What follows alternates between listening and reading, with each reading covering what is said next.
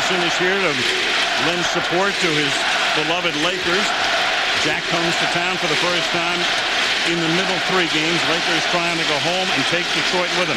In each of the 4 games in this series, we've had a jump ball violation to start the game. The only jump ball the Lakers have won was the one in overtime in game 2, the most important. So we get set to go. Tonight's telecast available in high definition and Spanish on ESPN Deportes. Joey Crawford, who will work the game with Bernie Fryer and Bennett Salvador to put the ball in the air. O'Neal at the ready. Ben Wallace jumping for Detroit. Wallace is 6'9", gives away about 3.5 inches, and that time, well, legal jump ball. And the Lakers get it. That means they will start the 4th quarter with a possession. And if you're a Laker fan, every sign is important. Meaning that every possession is important. Is why Shaq didn't try to steal the ball. And Slava Medvedenko, who got the ball from O'Neal, dropped it on the baseline after doubled and then almost tripled as Malone takes a seat on the bench. Well, it's a 3-second violation. Yeah, and the key will be with Slava Medvedenko is where they can space him out. Because what the Pistons are doing when they're using his guy to double team Shaquille O'Neal, not only with the ball, but without the ball. Heavy pressure by George. Medvedenko is making his first start since March 10th, over 3 months. And one change you see early in this game is Kobe Bryant is starting the game out, guarding Chauncey Billups, and that leads to an early foul. Now, what did you see there, Al, right away?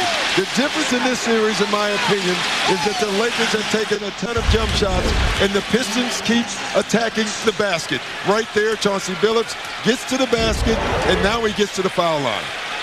So Kobe Bryant picks up his first personal 35 seconds into the game. The Lakers never led in game 3 here last Thursday. Had the lead from time to time in the 4th game on Sunday. So Detroit up 2-0 at the outset, and Bryant with a foul. Gary Payton is guarded by Billups. George has Hamilton on him. Here's Medvedenko. He's free and hits from 19 feet. And that is significant. Every shot he can make makes Rasheed Wallace pay more attention to him. That one shot does nothing, but if he can make a couple of them, it will. Payton's there. Got his hand on it, out of bounds. It'll be inbounded with 11 seconds on the timer by Detroit. I like this move by the Lakers for a couple of reasons. One, I do think Gary Payton has the ability to stay with Rip Hamilton. 2, Kobe Bryant has a bigger body to guard Billups. Prince is free from outside. In and out. Payton gets his first rebound. Pushes it up the floor. Medvedenko is free again and hits. So the Lakers, who had O'Neal and Bryant as the only guy in double figures in every game, have another guy now with 4 points in the first minute and a half. Well, the one thing we know about Slava Medvedenko, he's going to give himself a chance. I mean, he is not an unwilling shooter. Over Medvedenko, and Wallace drops one in. That's where they miss Karl Malone. Karl Malone's ability to push Wallace off the block will be missed this evening. Right too deep. To O'Neal.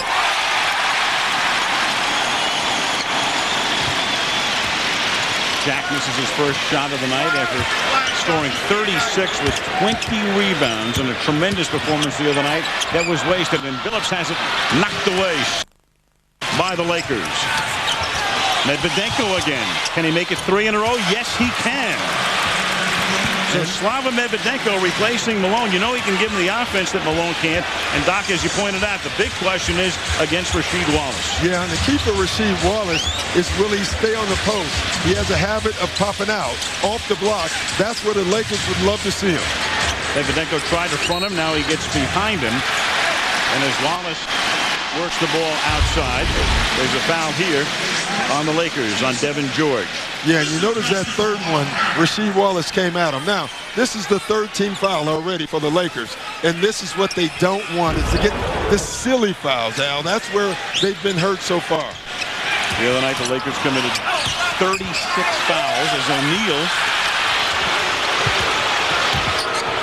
Gets it over to Bryant. So the Lakers coming out tenaciously on defense. Here's Medvedenko again. This time he's going to dump it into O'Neal, and O'Neal's going to softly put it over the rim to make it 8-4. You already saw the difference with Medvedenko making shots. When he caught it that time, Rasheed Wallace ran out to him. That allowed him to drop the ball in the Shaq. Prince guarded by George. Works off a Rasheed Wallace screen. Can't get it to drop, but Rasheed is there. Puts it up. Nothing happening. And O'Neal quickly gets it ahead to Bryant. Kobe's first effort is good, and the Lakers lead by a half dozen.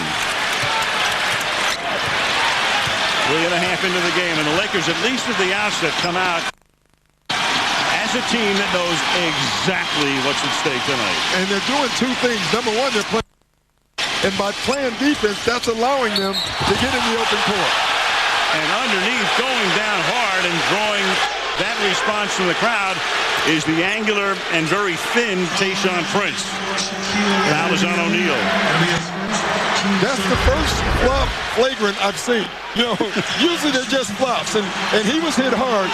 But watch Tayshaun Prince. He's going to lay down there for a minute to see if he could draw the flagrant foul. And when he noticed that there was, so he kind of turned around and popped right back up. Prince hasn't made a free throw in this series. He's now 0 for 4 in this series. Lakers fouling the Pistons at, for them, an alarming rate, and tonight already 3, including 1 each on Bryant and O'Neal. And those are huge, not only because there's 3 fouls, but Bryant and O'Neal, the one thing Phil Jackson needs them to be, and when you get those early fouls, you become passive. Anybody who follows the NBA knows if you get 2 early fouls, the coach almost compelled to put you on the bench. Bryant fakes Prince out, and with Hamilton in his face, can't get that to go. And a whistle underneath, and Bernie Fryer's going to call a loose ball foul here on O'Neal.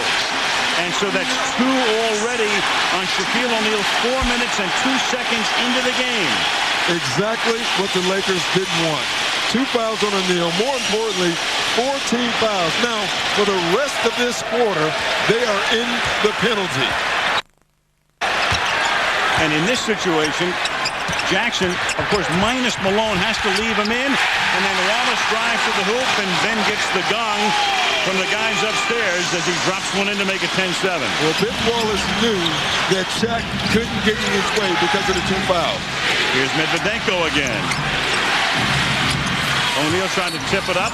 Out of bounds it goes. Lakers will have it. See, O'Neal giving a piece of his mind to Bennett Salvador on the last foul. What I'm saying is you called over the back on Shaq. Shaq felt like the Detroit Pistons just went over the back on him. What a play as O'Neal got it, gave it back to Devin George. He's able to get under the basket and face it and put it in. 12-7. Well, the one change already by the Lakers offensively is that they're trying to get to the bucket tonight themselves. They've been taking far too many jump shots and hitting very few three-pointers to this point. Cross court, Prince moves in for about a 12-footer that hits the side of the backboard. O'Neal gets the rebound. LA up by 5.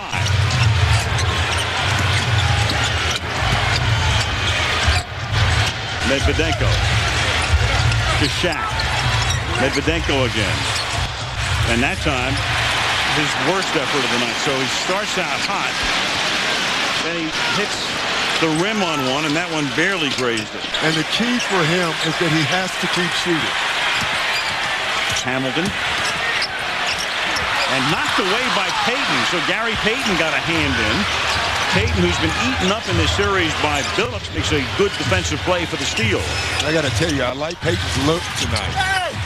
Bryant goes underneath, loses the ball. No foul is called, and it winds up in Medvedenko's hands for the basket. This is the most that I've seen Gary Payton in a long time. That doesn't mean he's going to play well, but he is engaged into this game. Medvedenko in this series had 8 points total coming in to tonight's game. He is 8 at the outset. 14-7 Lakers.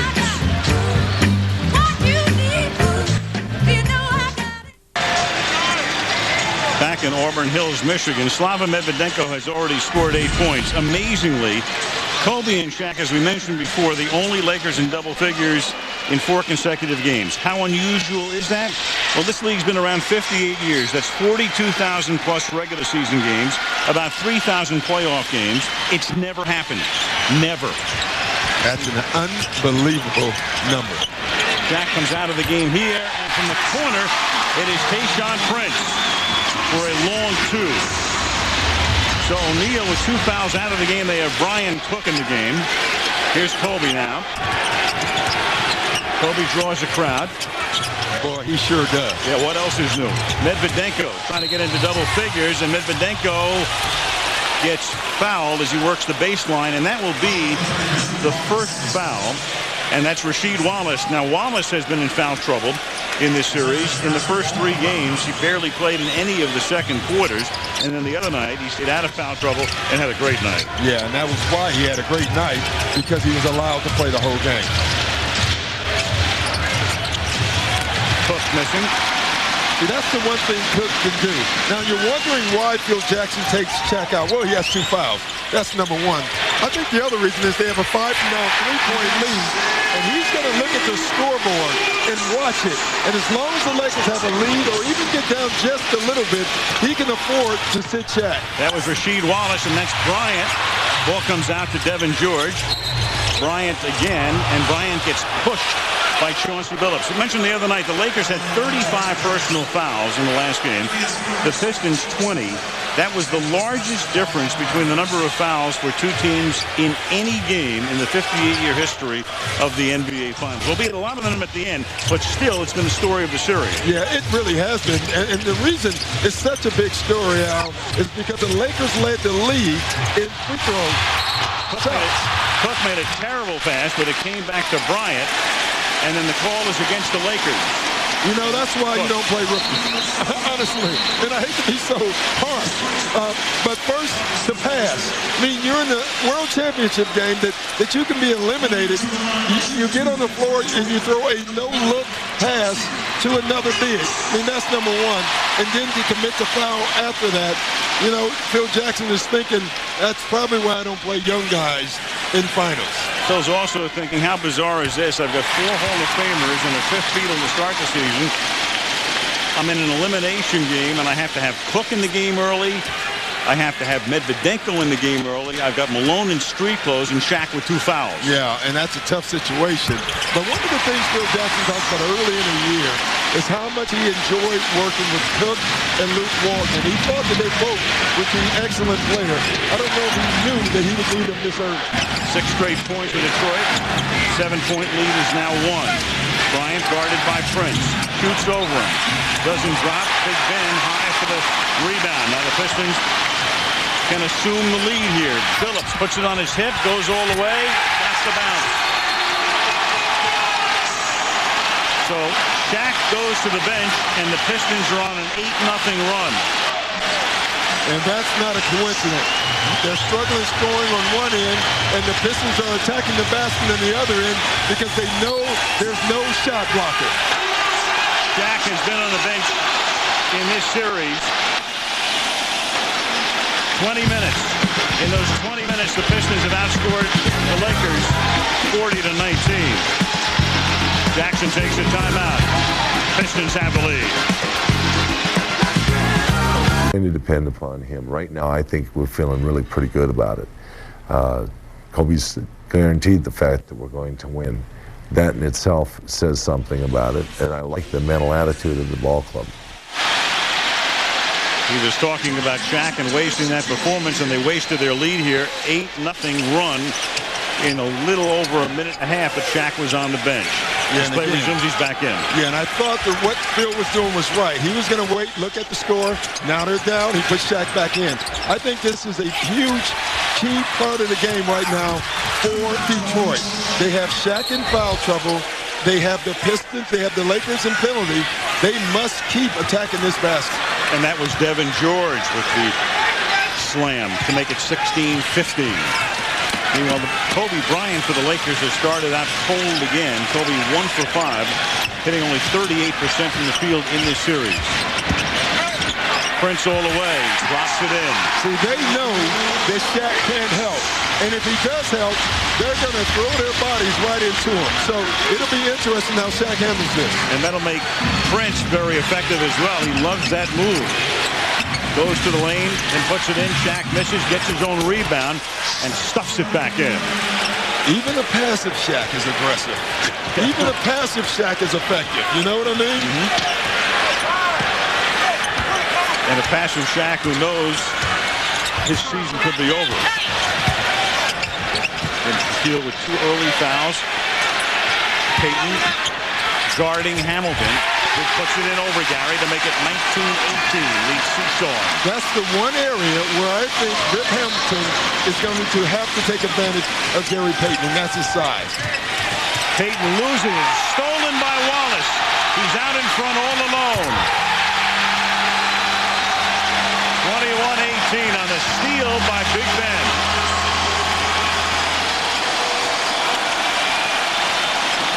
Feeding O'Neal again. Medvedenko can't get it to drop. Rebound to Billups. Pistons running the floor.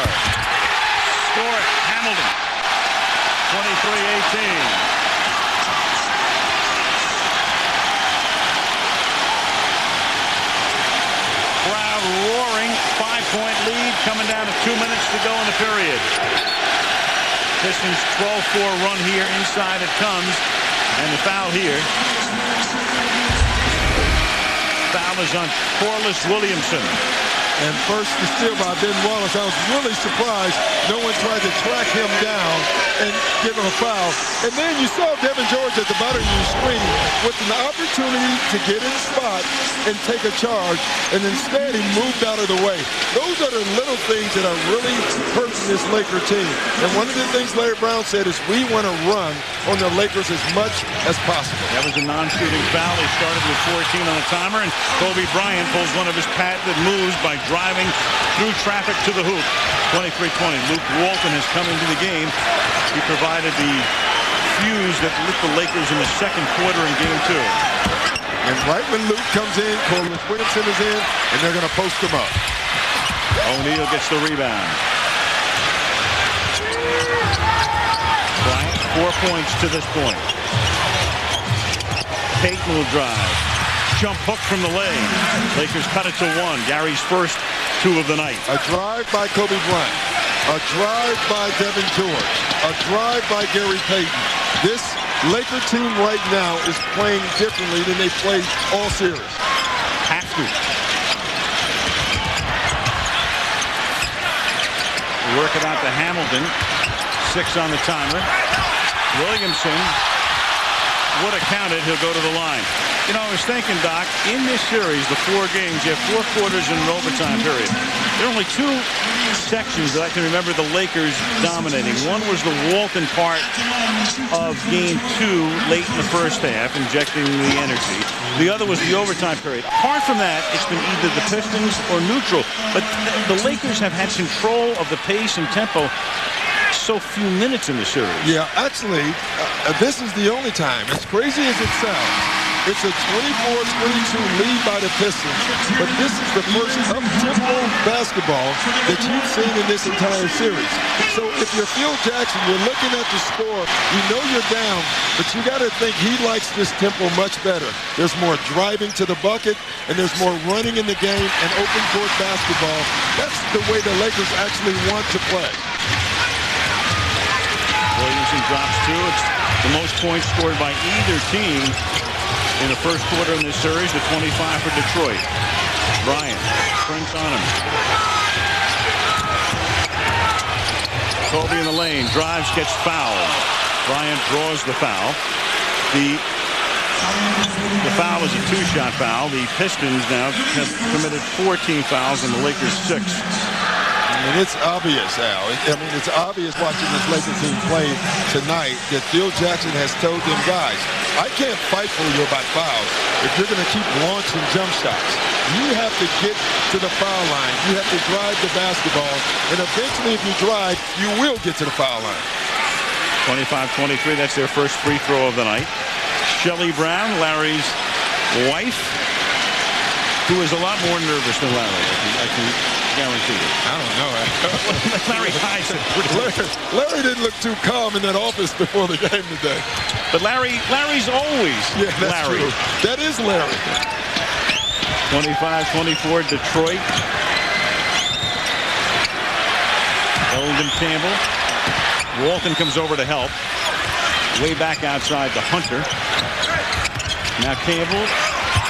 And Walton comes in there to provide the defense after he got by Shaq. Shaq has to be very careful with the 2 fouls. Now the Lakers can run it down. You know what was interesting? Luke Walton, the rookie, was running down the floor yelling, one shot, one shot. He's a smart rookie. It's in the genes. With 3 on the timer, Bryant can't drop it. And that'll be the end of the first quarter. And there is still time. There is, well, 0.4 of a second. And you know what that means. Well, Derek Fisher certainly knows what it means. And Kobe Bryant is really upset because he thought he had Tayshaun Prince up in the air and drew contact. And he really wants to know why that foul wasn't called. They put 2 tenths on the clock. Pistons will have to inbound from backcourt. O'Neal's going to come out.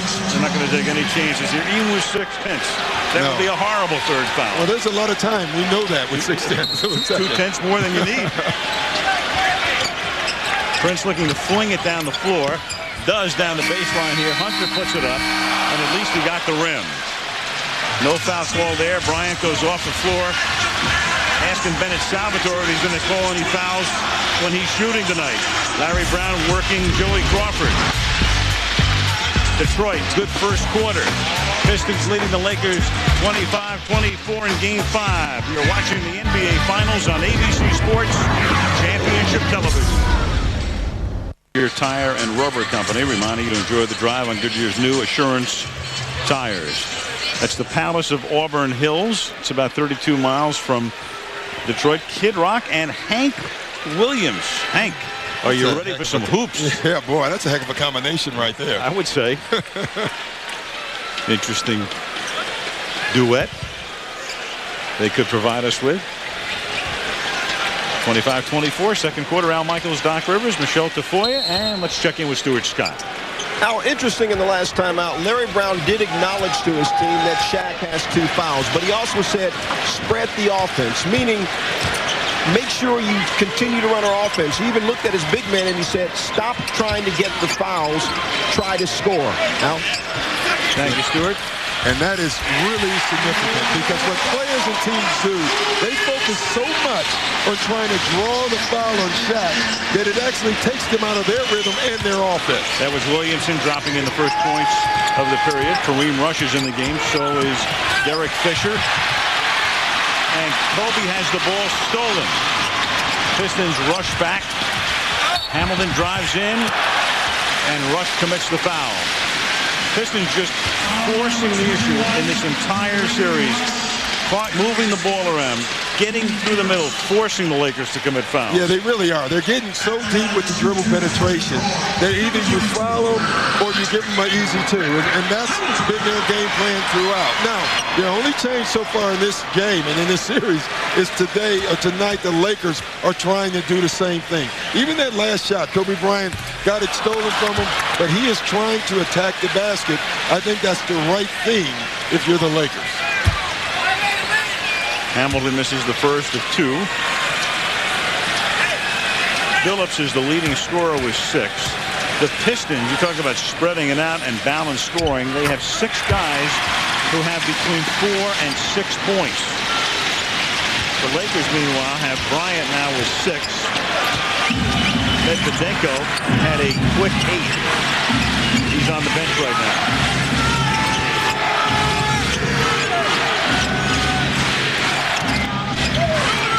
Walton in the corner. Feeds it to O'Neal. 5 on the 24. Back to Shaq, and Shaq gets held as he's going to the basket by Rasheed Wallace. You know, it's interesting.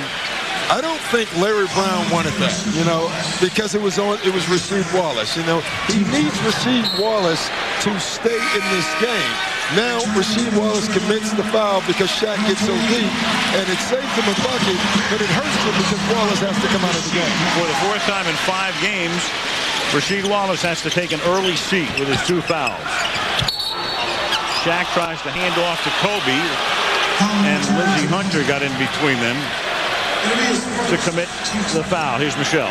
Well, Al, since the last game, Phil Jackson spoke with Kobe Bryant about the things they wanted him to do tonight in this game, and I'll finish up after this play. Fisher for 3. Al, what Phil wanted from Kobe tonight was the things that he did in Game 2, the game that they won.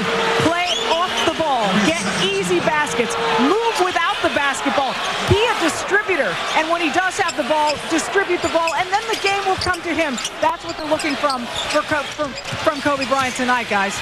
Michelle, that last foul was on Elgin Campbell. Now Bryant nearly has it taken away, and does in fact, by the hands of Hunter, leading to a Hamilton break and dunk. See, Kobe Bryant just did exactly what Phil Jackson didn't want him to do. I mean, right there, he tried to split between 2 guys, which would be very difficult, and he turns the ball over.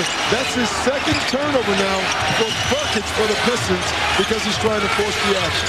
6-point lead inside to Shaq, puts it up and in.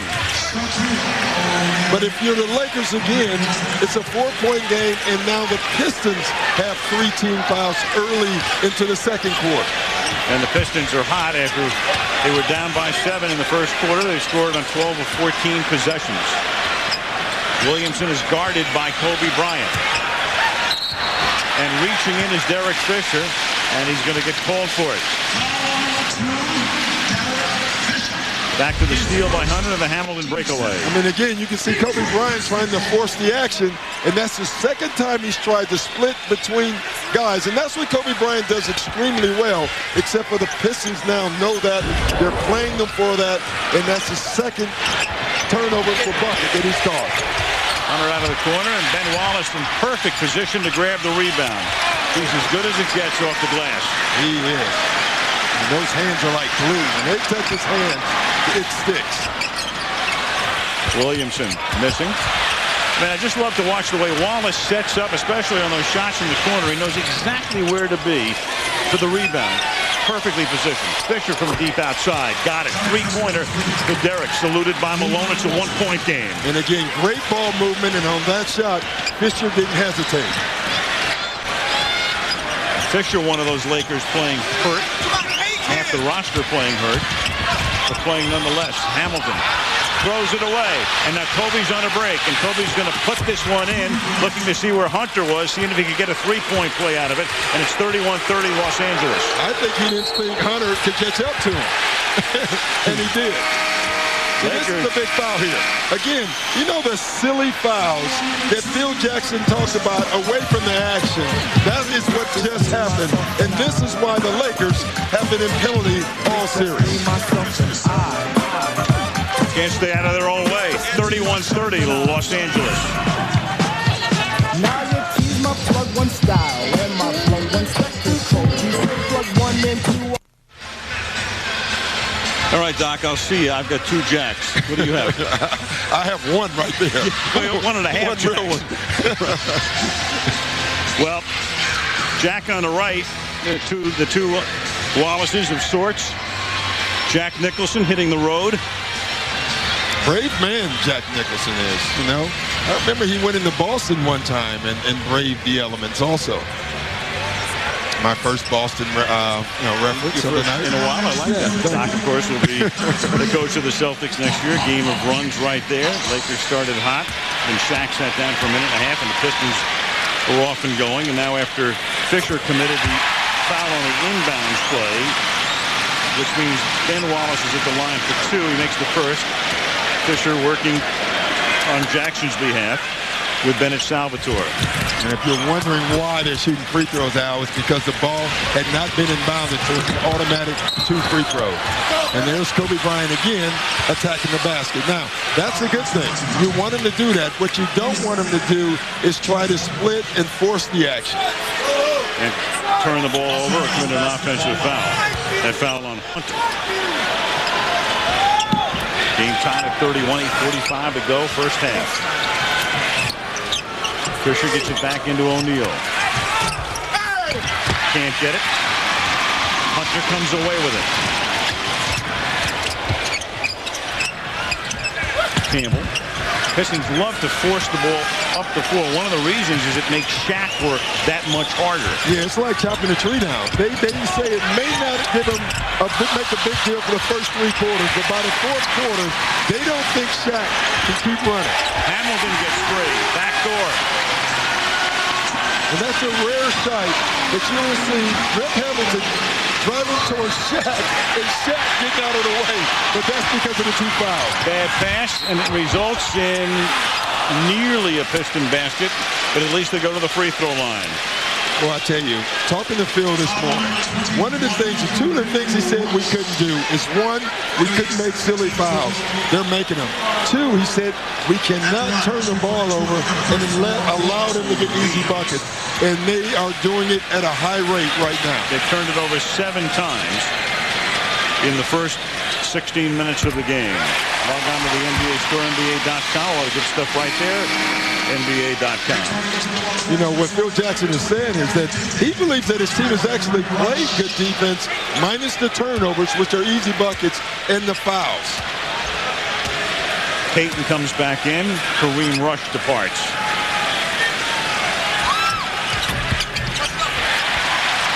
Gets the bounce, and Detroit's lead is 4. And if you're Larry Brown, you like the way your team is playing. You know, they're just out there playing like they play and not thinking about anything else. Walton drives all the way. Can't get it to drop. And then going to the floor was Eldon Campbell. A 3-on-2 here. Fed underneath. Williamson misses it, but gets it back. Juggles it. Keeps possession. And Hamilton will now start to drive. Williamson. Shot clock in single figures. Hamilton, fall away. Couldn't get control of the ball, but got hit and fouled. Payton.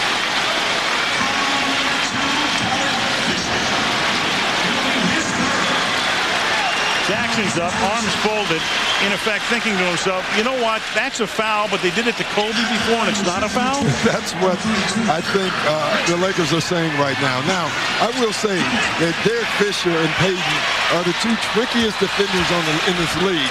And I think what Bennett Salvatore is saying, he saw them do something tricky, and I think what he saw them do is tap him on the elbow. Fisher with 3 fouls now. And Rick Fox comes into the game. So Fox makes his first appearance.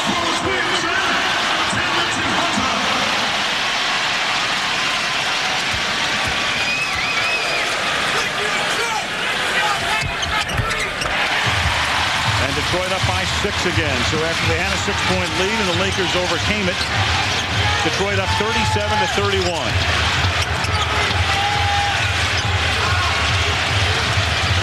Walton, too high for Bryant. Try to time it. Kobe got underneath. Another turnover. And then Detroit throws it away, but it was last touched by the Lakers. Yeah, that was a fastball lob. You know, usually you're supposed to lob it nice and soft. There was no one quick enough to jump and catch that pass that Luke Walton just threw. Larry Brown didn't like that possession. And if Larry doesn't like a possession, he doesn't care how hot his team is. He says, timeout. Let's come back and play the right way. They're playing the right way to this point in Game 5 on a night they can win it all. Detroit 37, Los Angeles 31.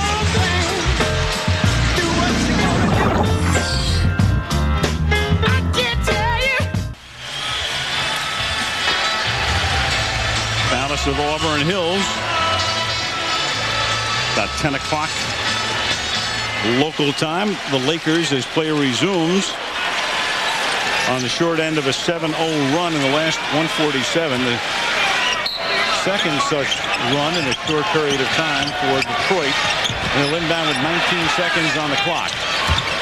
Underneath, Billups, reverse, puts it in. So Chauncey Billups got it in, got it back, and Chauncey Billups now has 8 points.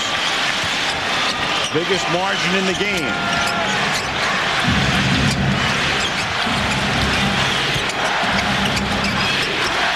O'Neal's going to drive. Too hard.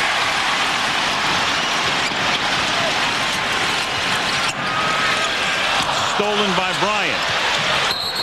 And Bryant, as he's moving down the court, gets fouled by Tayshaun Prince.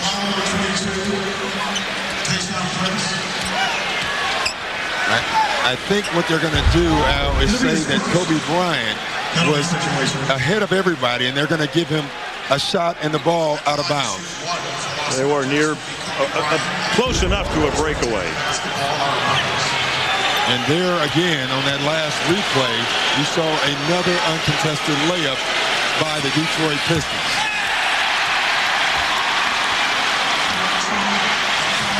That is the height of frustration. You get, in effect, a free throw, and you can't make it. And here it is. You know, what they're saying is he had a clear path to the basket. No one was in front of him. He led the pack, so you can't foul. It's a good call. And then one of the best free throw shooters in the NBA can't drop it. The Lakers inbound it. 6.5 to go first half. Bryant working off an O'Neal screen. Goes all the way, puts it up, and it doesn't go, but it'll go to the line. See, that's what they want Kobe Bryant to do. And that was terrific execution. They swung the ball to the left, acting like the ball was going to go there. And then Shaq came up from the bottom and gave a terrific kick, which allows Kobe to split and get into the paint. And you can see there the foul on the arm.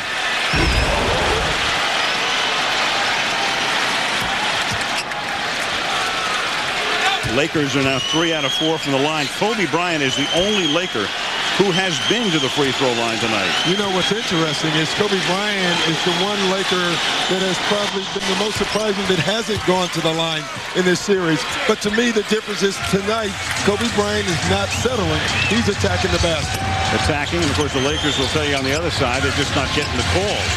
But the one thing Jackson didn't do before this game is start to tape the referees through the media. Phil's been pretty quiet about that over the last 48 hours.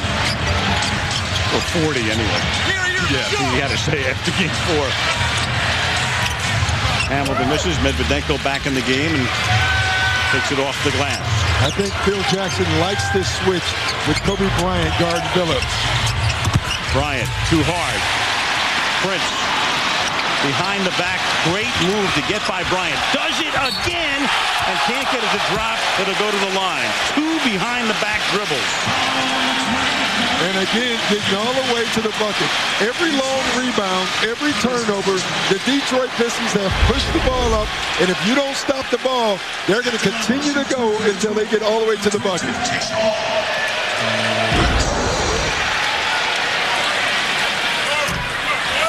Prince who grew up idolizing Kobe Bryant. You know, I say he idolizes Bryant as Okur and James come into the game.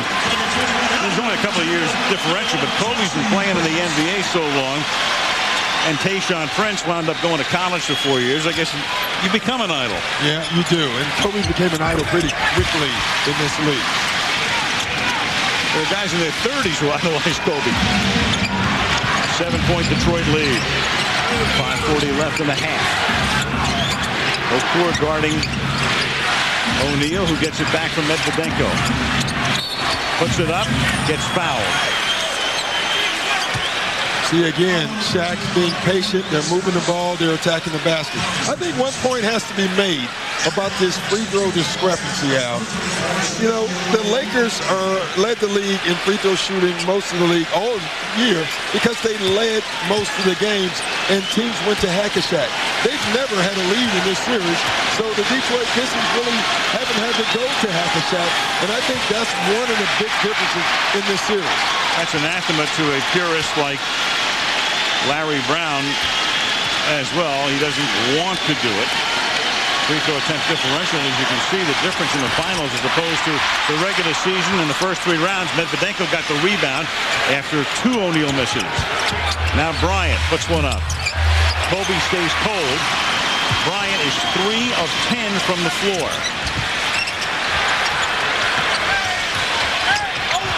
And Payton tries to steal. Can't keep it inbound. You know, Bryant is 3 of 10. but most of his shots tonight, in my opinion, have been pretty good. The couple of forced opportunities have led to turnovers. I think as a coach, you have to live with those because he is so creative. Pistons, meanwhile, are hitting 57% from the field. And since they've been going to the free throw line more often, that's a tough combo to beat. And Ben Wallace is too tough to beat right there, and the lead is 9. And that's huge. When you're Detroit, and you can drop the ball into Ben Wallace and get points out of him, that is huge. Whistle on the way to the basket. I mean, one of the things Larry Brown has done since coming to Detroit, he's made Ben Wallace an offensive option. He tells his team to look for him when he's on a post, and he's made Ben Wallace think offense. Ben Wallace a couple of years ago would have never made that move. Now when he gets the ball, he feels pretty comfortable. And you look tonight, he's 3 for 3 with 7 points. O'Neal makes his first free throw here. He's now 1 out of 3.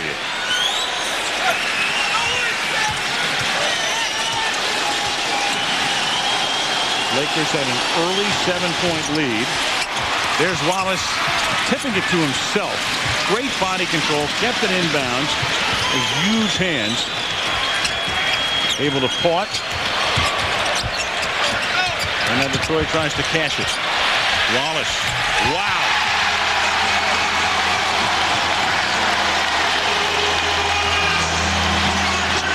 .34-34. The lead is double digits.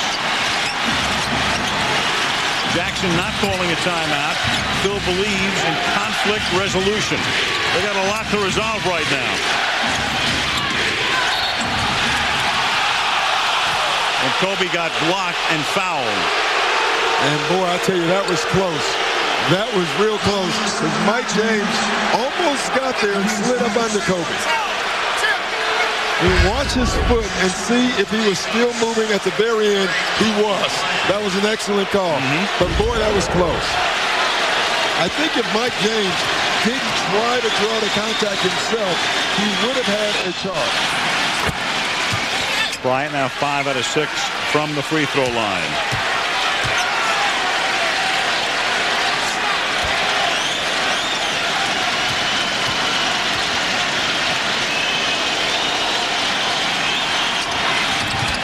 Drops them both. Pistons up by 8.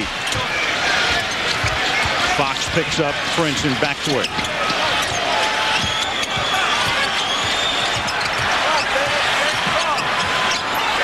James way outside. He provided a big spark for them in just a very short period of time late in the first half the other night. Okur.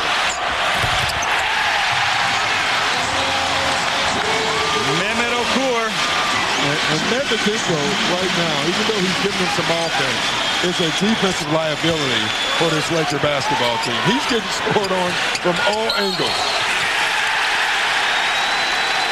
And the call here on the Lakers. That's on Shaquille, so that's his third. He picked up 2 early ones, third one here away from the ball. And so now we have a crisis time right now for the Los Angeles Lakers.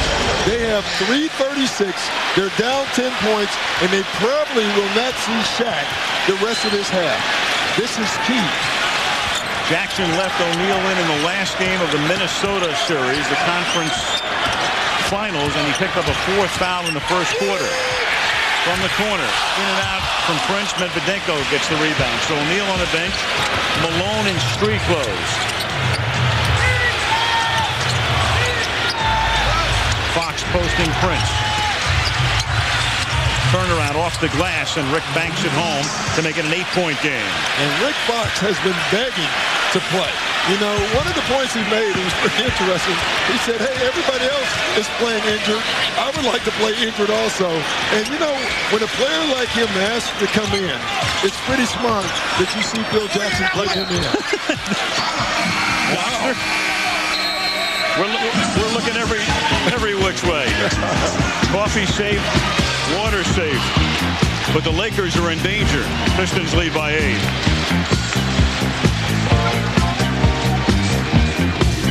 Going right by Medvedinko.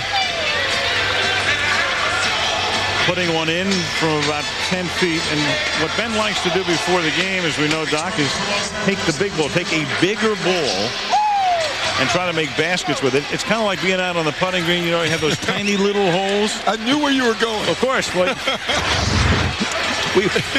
we share the same no love. doubt. Same passion.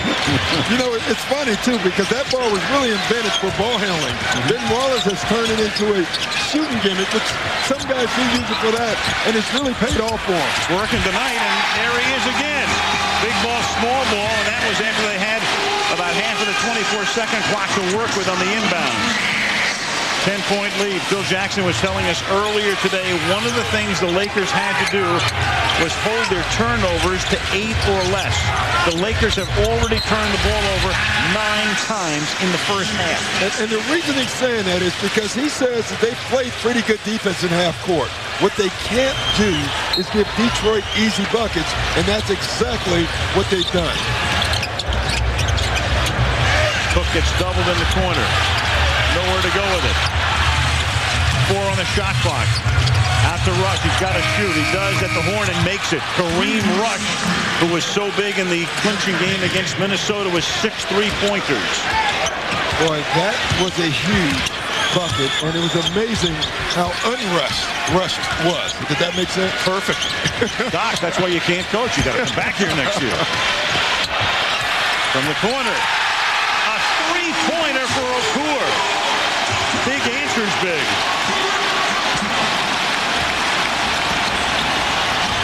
Bryant. Back to Cook. Minute and a half to go in the period. Well, there is no spacing right now for the Lakers. And Kobe is the line drive one over Okur and Prince. I mean, their spacing was so bad. You know, the difference in the first half right now is it looks like the Detroit Pistons offense is executing to a T. And right now the Lakers are scoring almost out of their offense. Shot is short. Rebound keeps getting tipped. Winds up in the hands of Prince. He'll drive all the way. Brings the house down.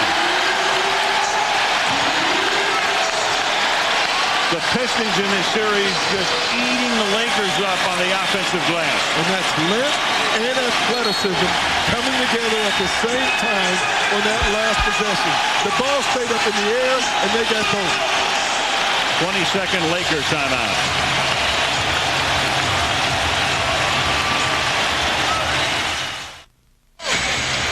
Back in Detroit, 10-point lead for the Pistons. Al, this is what we're talking about. You know, a good drive, but watch, the ball stays up in the air. And if you're longer, quicker, and more athletic, usually you come up with the rebounds, and that's where the Pistons have taken advantage of the Lakers in this series. Night after night, first time in this series, either team's had a 50-point first half.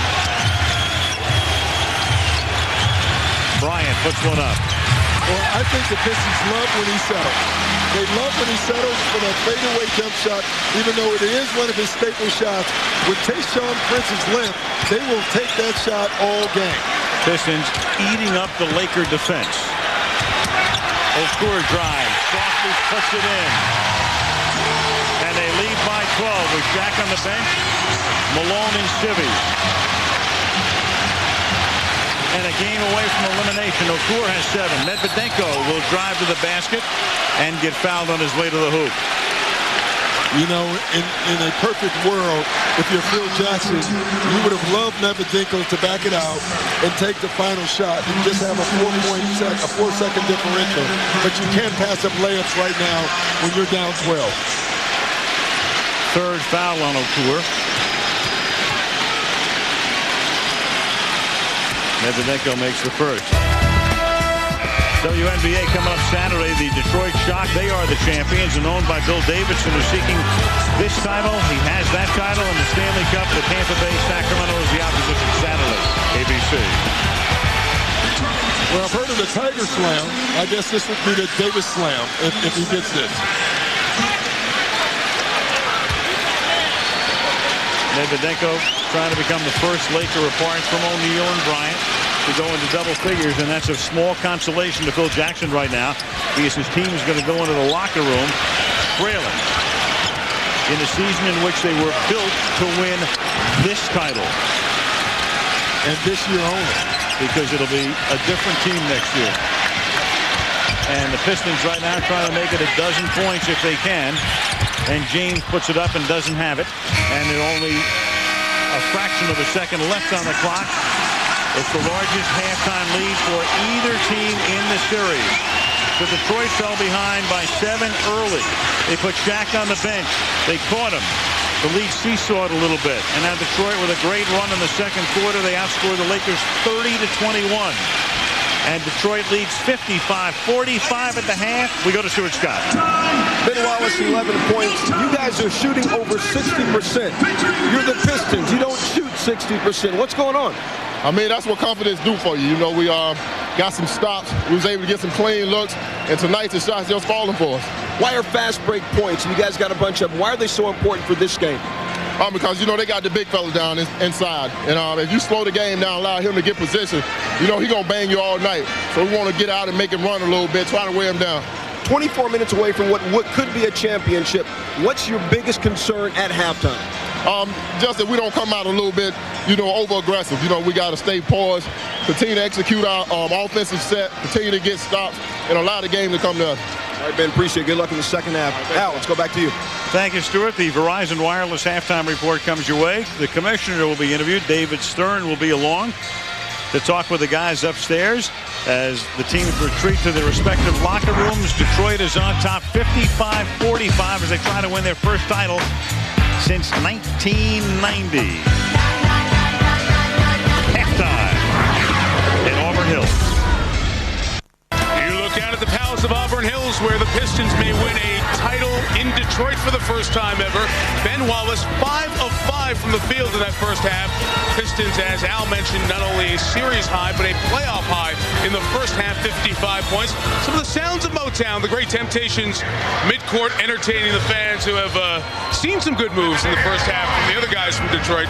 Here are the Pistons. Welcome to the Verizon Wireless halftime report with the coach of the New Orleans Hornets, Byron Scott, and Tom Tolbert, Mike Tirico. Shaquille O'Neal, 3 fouls. Kobe Bryant in early foul trouble. Field goals not going again. The Lakers came with the energy, but the Pistons were able to match it, Byron. Yeah, they did come with the energy, but I think you got to give Detroit a lot of credit because Detroit came with energy as well, and they executed their game plan to perfection. Offensively, they executed extremely well, and when that ball went up in the air and they got the rebound, they tried to make Shaq get up and down the court, got a lot of easy baskets, and they can continue to be that aggressive the second half. We'll be celebrating the Detroit Pistons championship tonight. To that point, with Shaquille O'Neal in the game, the Pistons have scored 2 more points. Tom, when Shaq's been on the bench, the Pistons are +8. Show me why. Well, because there's a hole in the middle. I mean, when Shaq is in the game, he's in the middle. He's commanding the paint area. When he's not in the middle, you see guys taking advantage of that and getting to the rim. Right here, Rasheed Wallace. Where's the shot blocker? There isn't one. Chauncey Billups knows that. Defense opens up. Take it in the middle. There is no shot blocker. Tayshaun Prince again dishing it off to Ben Wallace. There is no shot blocker. And interestingly enough, if you watch Detroit in the Eastern Conference Finals, this would be a fourth quarter score, 55 points, and you're wondering, how could they do that? Well, it's a Lakers problem they've had all season long. They're not a good defensive squad. It's the first time in 6 years and a day that a team from the Eastern Conference has been on the floor with a chance to win the title. Jordan and the Bulls, 98.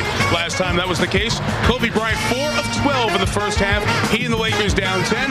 The commissioner of the NBA, David Stern, joins us live next. We welcome you back to the Verizon Wireless halftime report, live from the Palace of Auburn Hills. Richard Hamilton had 11. He continues to be step for step scoring-wise with Kobe Bryant in this series. The Pistons 24 minutes away from a 3rd franchise title. We are joined by the commissioner of the NBA, David Stern, for an annual visit. It's appropriate that we are in this building, David, the building that led the league in attendance in a year when the NBA had more people in the house than ever before. It's been a great year, and there's no question that Detroit has been at the vanguard.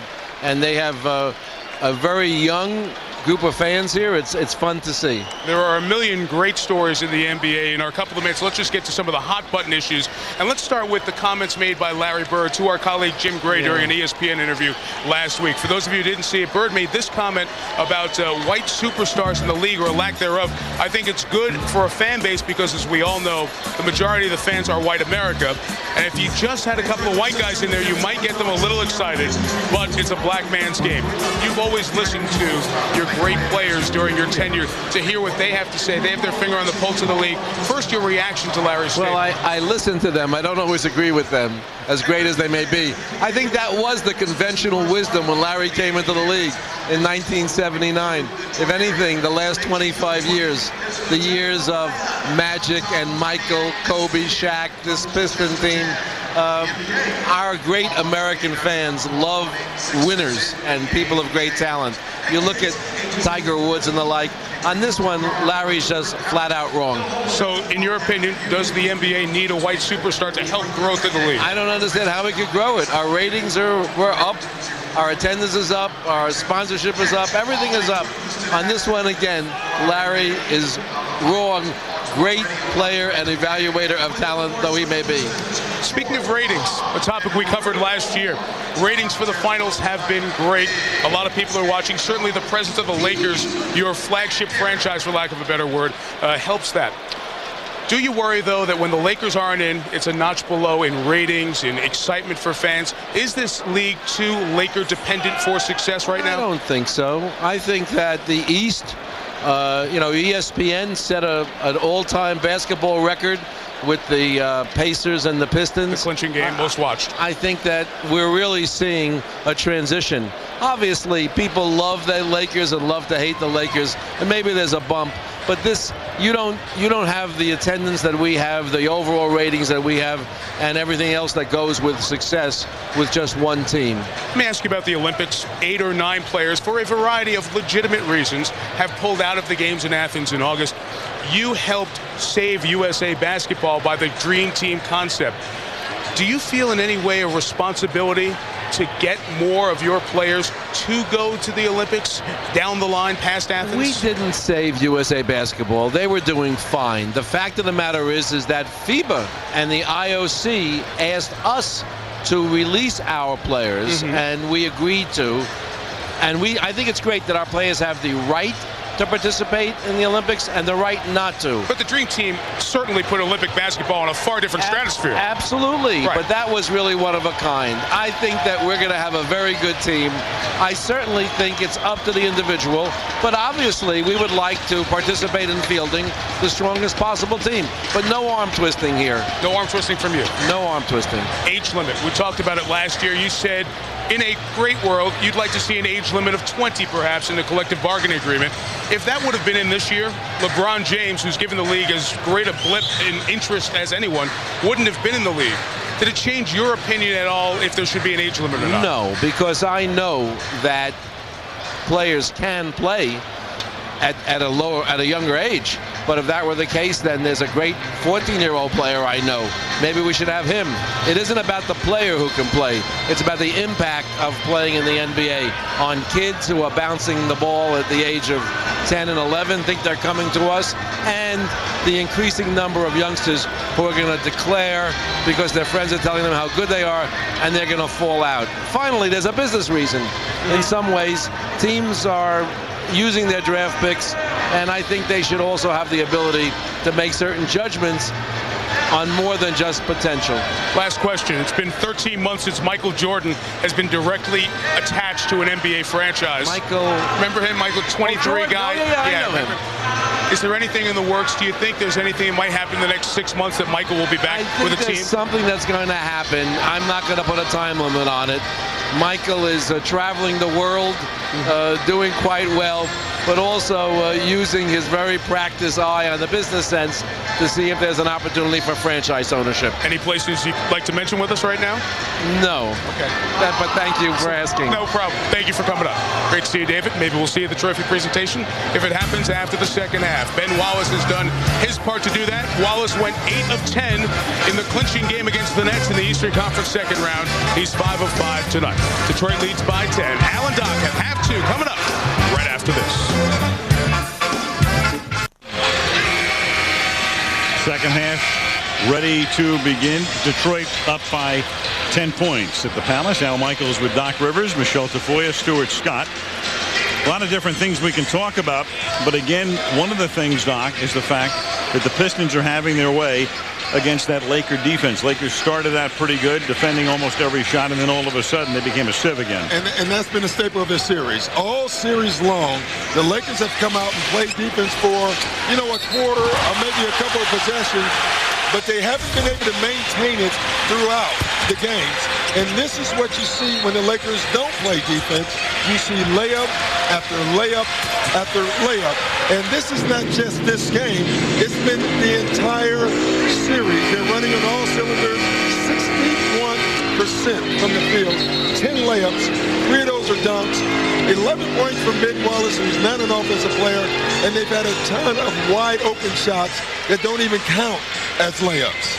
26 points from not only in the paint, but you're in the easel, I guess, at that point. I mean, you're right there. Layups, dunks, and the Lakers are right now in a lot of trouble. Yeah, I will say this, though. Shaq left, they're down 10. He comes back, they're still down 10. I think that's significant. Back he comes at the start of the second half. We go to Stewart. Al, I asked Larry Brown what he told his team about making this just one simple half of basketball. And he said, I really told them, just keep doing what you're doing. Do your job and you'll be fine. But then he smiled and he said, but I did tell them, enjoy this. And I told them several times. For a report of the Lakers, let's go to Michelle Tafoya. Stuart, as I was standing outside the Laker locker room during halftime, something very unusual happened. A Laker official came out of the locker room and shushed people in the hallway. Things were obviously getting tense inside that locker room. Kurt Rambis told me players were attentive. We're overplaying guys on D. We're allowing them to penetrate. Back to you guys. And this begins, the second half does, with a Rasheed Wallace three-pointer. Boy, and that's a big one. I know it's early in the second half. Rasheed Wallace really didn't get involved in the first half, and Larry Brown came out of the halftime making sure that Rasheed Wallace touched the ball. Here's O'Neal. And the Lakers will need a lot of that. I was going to say, Bill Jackson came out, and he said, make sure Shaq touches the ball. Shaq got a little bit of rest because of the foul trouble in the first half. And again, Ben Wallace takes the rebound away. And he's just quicker to the ball. That's what you keep seeing in this series. The Pistons are just quicker to the basketball. Prince. Wallace has to come out. Wallace is going to drive all the way. Payton back for the Lakers. Medvedenko. Here's Bryant in the corner. Medvedenko is open from inside the arc and misses. You notice how Medvedenko came out and he made those 3 shots. And since then, he has really struggled. He's starting to hesitate. That's the difference between a great player and just an average player. The average player will make a couple, but when he misses, he loses his confidence. A great guy, great player will keep shooting. Prince short, but again, they keep it alive, and Ben Wallace gets the assist on the Hamilton layup. That was a great example of what I've been talking about that last play. A loose ball. Shaq reacts, so does Ben Wallace, but Ben Wallace is quicker to the ball. Now Bryant, and Bryant gets fouled. That one is on Tayshaun Prince. That'll be his first. I mean, I want you to look at this. You see Shaq and Ben both go to it. Ben gets it quicker, and that causes a layup. Second shots and free throws have killed the Lakers in this series.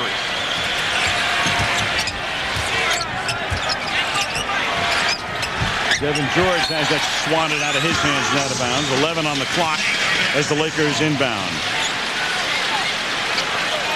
Medvedenko started 3 for 3. He's now 4 of 8.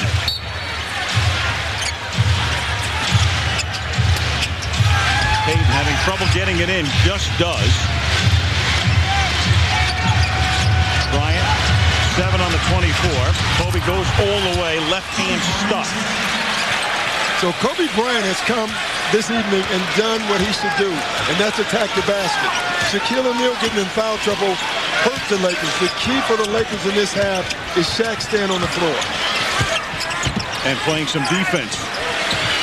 Wallace Working on Medvedenko. Puts it up.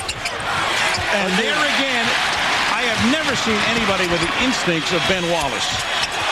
He knows exactly where to be. And he's quicker than everyone else on the floor. I mean, how far do you have to go back in the NBA annals, Doc, to think of a guy who knew exactly where to be like that? Dennis Rodman.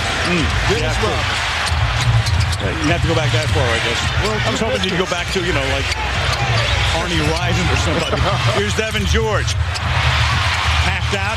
George sending it around the rim, a 360. The Lakers with a fresh 24 as O'Neal with Wallace on him. Turns on him. Puts it up. Doesn't get the bounce, but gets fouled. And that one on Rasheed Wallace is his third.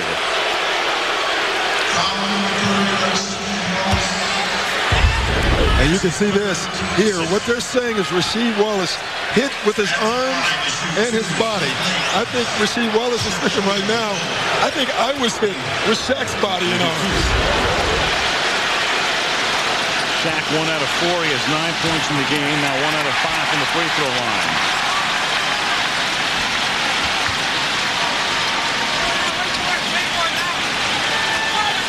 Lakers have taken 14 free throws tonight, made 9. Pistons 18 and made 14. Misses 2 here, and Larry Brown saying before the game's off, we got to beat him at the foul line. But tonight they're beating him from the foul line and from the open court. Oh, beautiful pass to Hamilton, and then Devin George comes in for the foul. What a great cut by Rip Hamilton.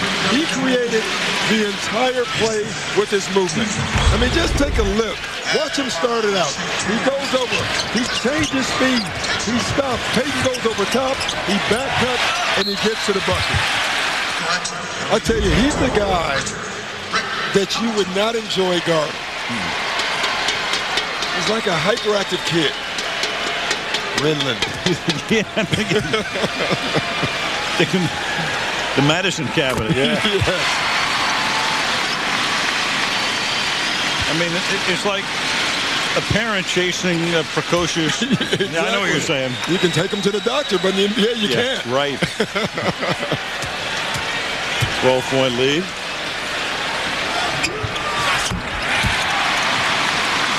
Now 13, 8:25 remaining in the third. When the Pistons have a double-digit lead, they're as tough as anybody to beat because of their great defense. And then Bryant loses it on his way to the basket and looks back at Joey Crawford, the referee. Three-pointer coming up for Hamilton. Rimmed it out.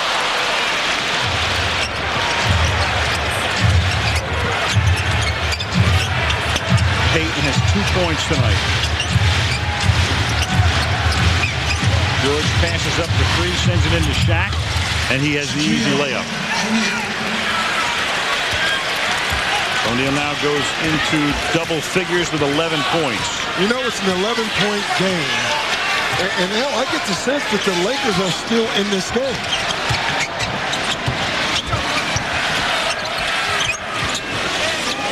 Doc, my sense is 3 months ago they'd really be in the game, but I'm not sure right now.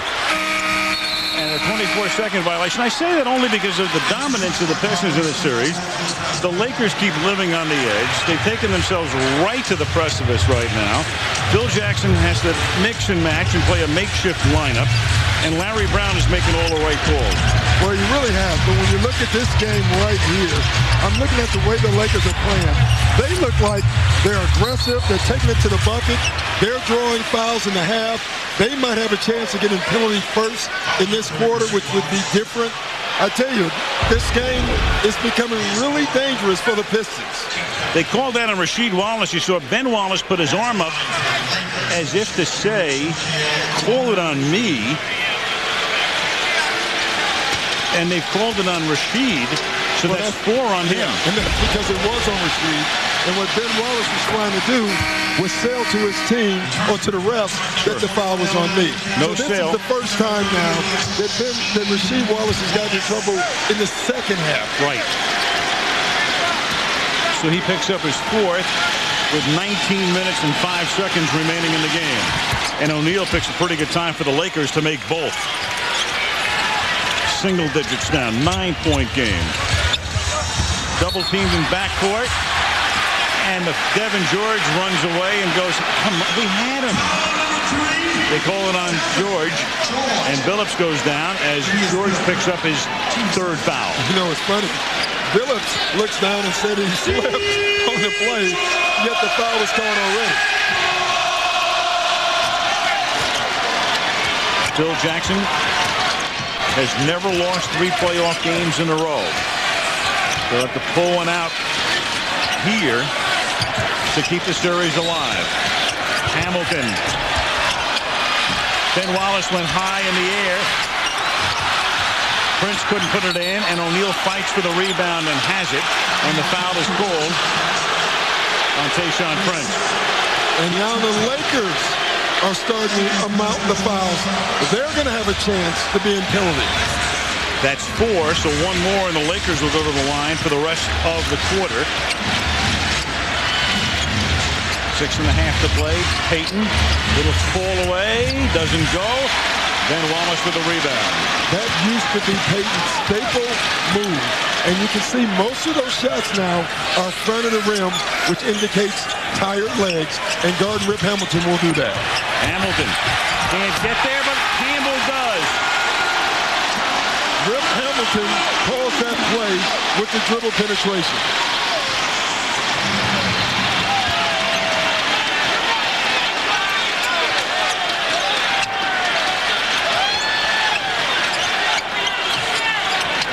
O'Neal. Ben Wallace cleans the glass again. 10 rebounds for Wallace. And that was not a good possession for the Lakers. Prince. Wallace is going to drive and gets fouled.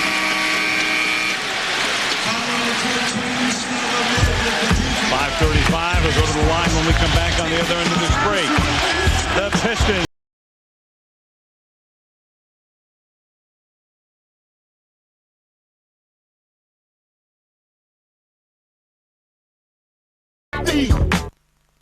Nike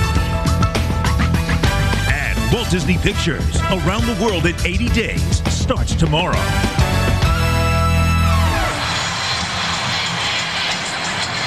Aerial coverage tonight provided by the Goodyear Tire and Rubber Company with new Assurance tires. Look down at the Palace. NBA Finals MVP. You at home can be part of the process. There's the deal. 622 on your Verizon Wireless phone.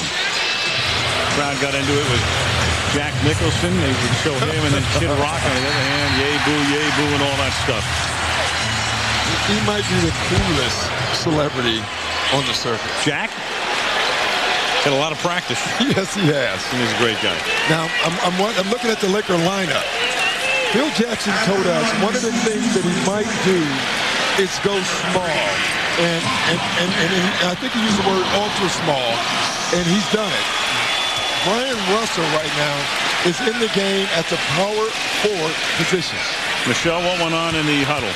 Well, a couple things. Phil Jackson came right to the guys and said, you cannot give them rebounds. And during the rest of the timeout, he said, we've got to get stops. And he reminded them, we have to play right through the foul calls. Don't throw your arms. Don't shoot looks. Don't talk to the refs. Your only recourse is to play through the fouls. Play defense with your feet, not with fouls, guys. That's it. You go to all of the fuel left in the tank. Brian Russell in the game. And again, this is where the Lakers have come in a situation where Malone can't play. In a desperation game, you go to a guy, Brian Russell, who has played so little over the last 2 months. Brian drives, jams one home, 10-point game. Yeah, this is the first sign that this Laker team is looking for something. Billups. Open in the corner. Prince misses. Phil Jackson's like a manager in an elimination game in the World Series as Devin George can't hit what would have been a big one, and Wallace gets the rebound. If you're faced with elimination in the World Series, you'll use every pitcher, every player, and Jackson's done that tonight. They have 12 guys. One is in civvies. That's Malone. They've used the other 11. Prince drives, softly throws it in. I'm watching that possession. The Lakers players didn't know who they had. They got mixed up because no one knew who was guarding who, and that's why Tayshaun Prince got all the way to the basket. And that's what's going to happen when you play a quintet that has played so little together. O'Neal starts to go to the hoop. Bernie Fryer calls a foul. Even if it's not a shooting foul, they're still in the penalty here. Look at this. Look at guys running around. They don't know what they had. Two guys runs here. Shaq has to try to help. I mean, in a game like this, when you come off the bench, you must communicate with each other. I have Rasheed, you have him, and you have to play. That didn't happen, and that just gave up 2 points. And the Pistons, such heavy underdogs before the series, are the team right now playing probably as cohesively as they have all season. You know, you're right. One of the things I've noticed in this series is whenever you hear a Piston player talk, he knows exactly what he is supposed to do. When you hear a Laker player talk, he sounds like he's guessing and talking about what they should do. O'Neal missing both free throw attempts. He's 3 out of 10. The Lakers are 11 of 19. Dan Wallace over Brian Russell. That's what happens when you go small. Now Larry there's a Brown, small Shelly guy Brown. on Ben Wallace.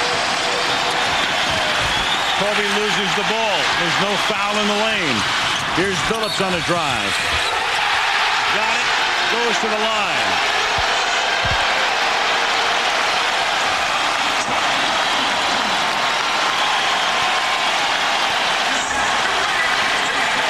The Detroit Pistons are smelling the golden ball, and they're going for it right now. Shelly Brown.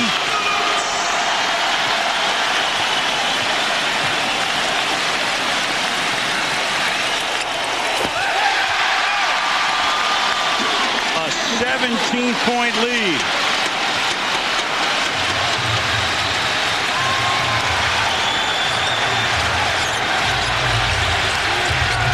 O'Neal. Bryant. Give and take with Shaq. Ben Wallace did that on purpose, Al. He knew it was going in. He wants to show the intimidation factor of the Detroit Pistons. This reminds me of Patrick Ewing against Villanova. Just knock it out to scare him. He didn't care. He got the gong anyway from upstairs. The Gong Show.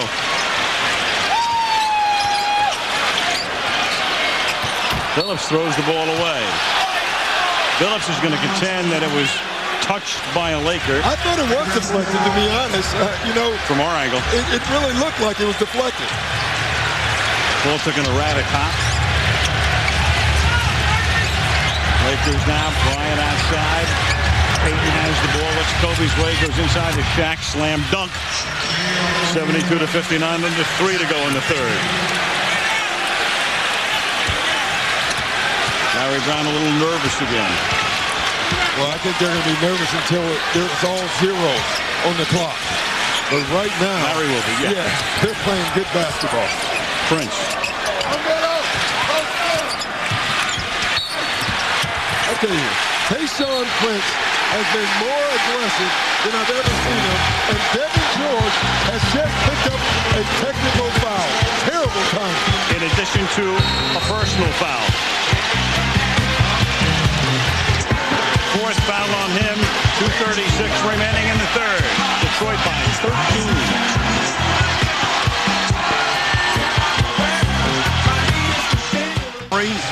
O'Neal tonight 17, Bryant 18. But the story has been Detroit's defense again.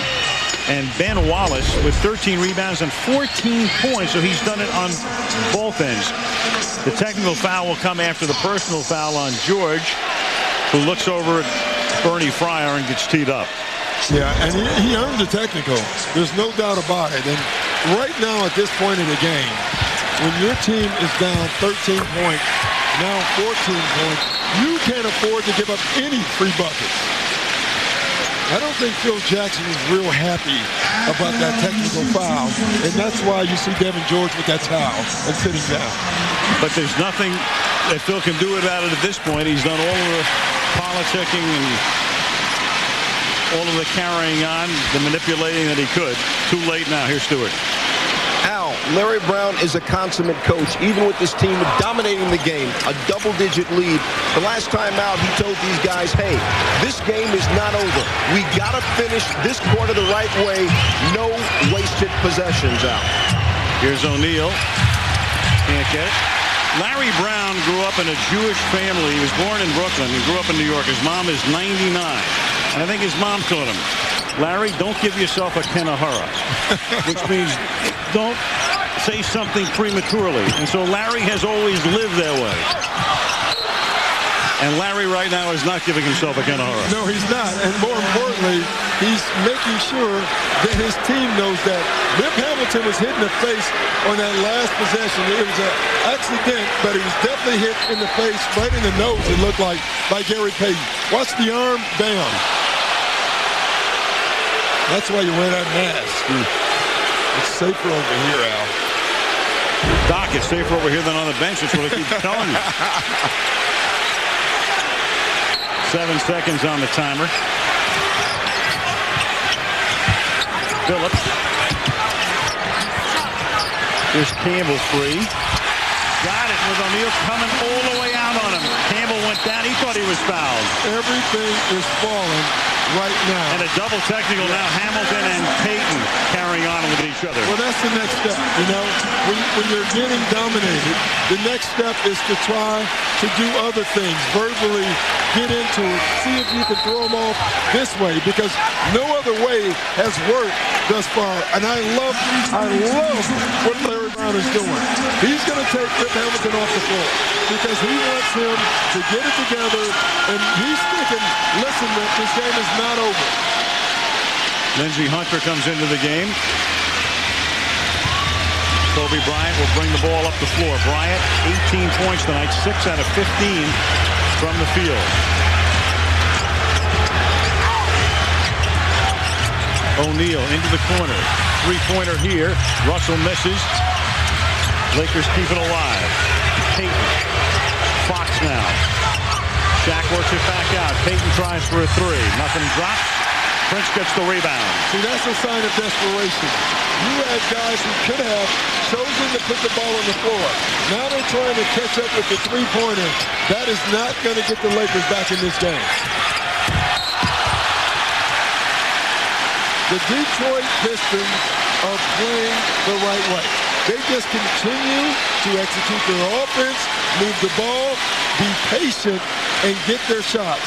And they're killing the Lakers defensively right now with their offense. Fox picks up his first foul.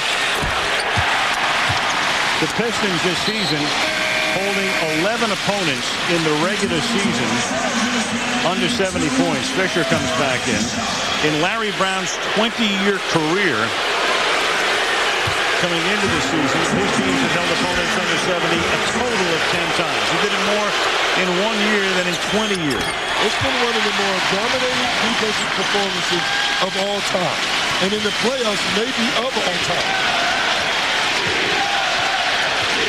And their backs were to the wall in the Jersey series. And they came back to win 6 and 7. Bryant from another three. That's the third straight three. Now Bryant will drive, hang in the lane, nothing goes, and Ben Wallace with the rebound.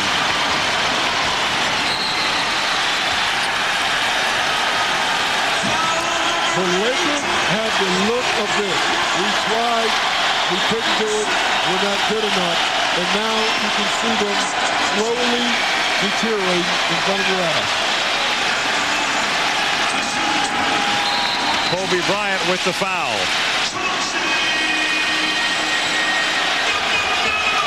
But I got to make the point again. This is not the Lakers playing poorly. This is the Detroit Pistons playing great. It's a big difference. As we said at the top of the show, when you have an upset of this magnitude, people say, well, how did they do it? And normally, you know, it's whether it's baseball or hockey or basketball or football, there's always something that happens. You get a break, the ball bounces the right way, the goalie makes a stop. But with the Pistons, it's just that, as we said at the beginning, they're playing better. They're the better team. Bryant missing. Campbell. Phillips. Look at the ball movement. Look at the patience. Everybody's touching the ball, even on a fast break. And the Pistons right now look like a fresh horse. Well rested, running, flying down the floor, and the Lakers look like they're totally innovative.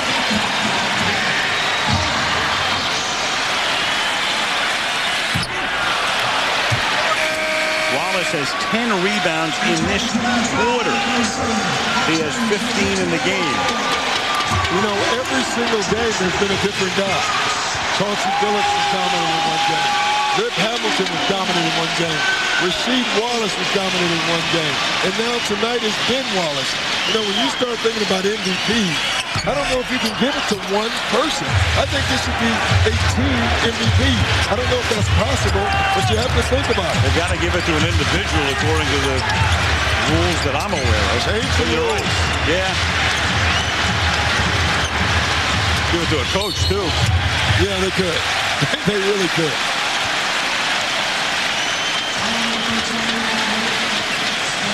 Fourth foul on Okur.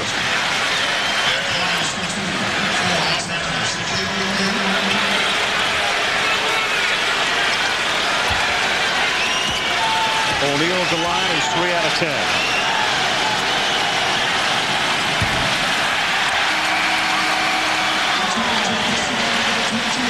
Stewart, yours.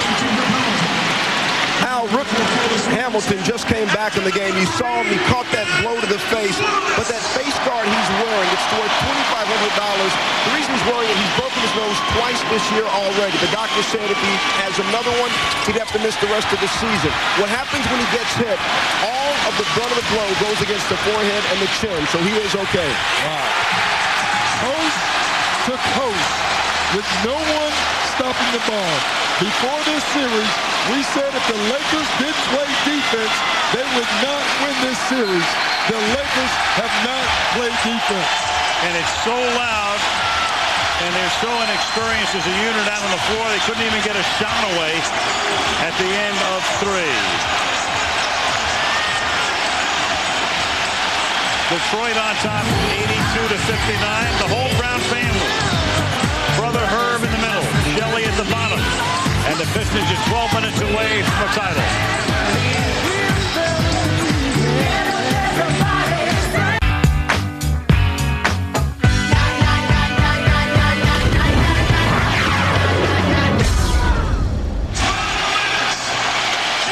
Al Michaels, Doc Rivers, Michelle Tafoya, Stuart Scott. Fourth quarter begins. William Davidson, whose WNBA team has shot, won last season's title, who owns the Tampa Bay Lightning, and they have the Stanley Cup. That man's had a pretty good year. Boy, I tell you. Lindsey Hunter starts the fourth quarter with a steal. Not one Laker cross half court. Shaq on the bench as we start the period. If you watch right now, Al, if you watch the body language, the movement, who do you think is winning and losing right now? The way the Pistons are playing, if you turn the game on right now, you would think, boy, they must be down. They're playing desperate. But they've been playing at the same pace. They have controlled the pace. And it's the Lakers who look always a step behind. Kobe goes to the hoop and gets fouled in the lane. Wallace. For Larry Brown, trying to become the first guy to do that. He won the NCAA crown at Kansas in 1988. Danny Manning was his key guy. He also coached UCLA to the national championship game in 1980. He was here with the Philadelphia 76ers in the NBA championship. Larry Brown, everywhere he's gone, his team has improved. The San Antonio Spurs. He normally takes reclamation projects. I mean, this is a guy who got the Los Angeles Clippers into the playoffs. Hey, I was a part of that too. Despite Doc Rivers being on the roster. He did it in sweater. Ben Wallace. He'll tip it back in himself over Brian Cook. This has been a dominating performance this entire series. And you're right, Al. You can make the point that the Lakers are very lucky to be playing tonight. You get the feeling, the way this is going, that these teams could play 10 more games and the Lakers might not win one. I mean, it's been that dominant. Look at this.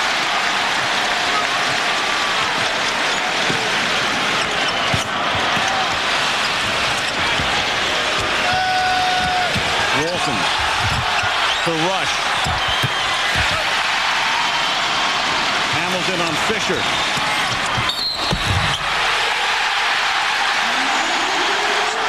It's almost like the party has started with 10:32 still left in the game. Yeah, the party has started. There is no doubt about it. Every long rebound, a Piston releases and gets a fast break. And it's been one-on-one fast break basketball for the Pistons. And I said fast break basketball for the Pistons. The party has started.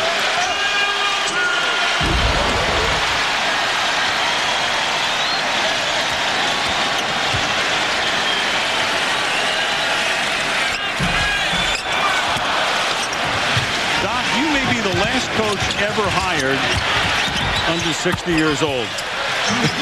You know, when you think about what's happened since 2000, Dick Vermeil at 63 became the oldest coach to win a Super Bowl. Scotty Bowman, 68, the oldest coach to win a Stanley Cup. He only won 9.